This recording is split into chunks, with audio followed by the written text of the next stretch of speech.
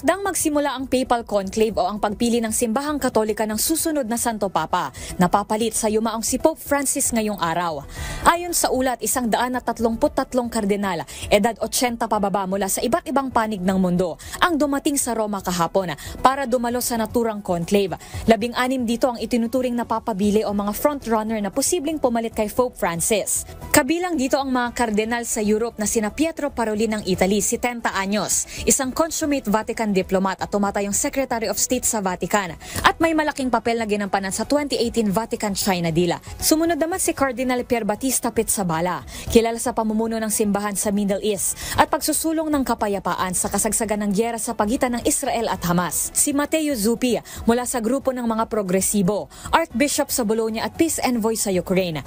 At si Claudio Gugerotti, Prefect ng Dicastery for Eastern Churches at isang scholar diplomat at dalubhasa si Eastern Christianity. Kabilang din sila John Mark Avellina, si Andres Arborelius, si Mario Grech, si Peter Erdo, isang canon law expert at evangelist. Isa rin si John Claude Holeric, isang Jesuit at dating misyonero sa Dapan. Dalawa rin ang napabilang sa listahan ng mga frontrunner na maging Santo Papa mula sa Asia, na sina Cardinal Luis Antonio Tagle, ang charismatic social media savvy na Tubong Cavite at kilala sa pagiging boses ng mga mahihirap, at si Charles Mongbo, na isa namang vocal defender sa Myanmar at itinataguyod ang kawalang karahasan sa gitna ng sigalot. Sa Africa, 3 ang pangalan na lumitaw na posibleng maging Santo Papa.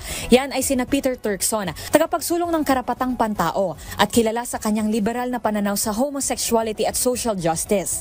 Sakaling siya ang mapiling susunod na Santo Papa, si Cardinal Turkson ang magiging kauna-unahang Black Pope sa kasaysayan. Kabilang din sa kanila si Robert Sara at si Frodeline Ambongo. Habang kabilang din sa listahan ng mga papabili mula sa Amerika, sina Robert Francis Prevost at si Timothy Dolan. Ito ang kauna-unahan sa kasaysayan ng Papal Conclave na mayroong higit sa 120 kardinal na lumahok. Sa mga oras na ito, naghahanda na ang mga kardinal at mga staff para sa public mass. Nagaganapin alas 10:30 ng umaga, oras ng Vatican, sa St. Peter's Basilica para ipagdasal ang magaganap na eleksyon. Isasara ang pintuan ng Sistine Chapel alas 4:30 ng hapon para simulan ang makasaysayang conclave. 4 na beses kada araw boboto ang mga kardinal at kinagabihan ng 7 ng Mayo sa Vatican, malalaman ang unang resulta ng kanilang naging botohan.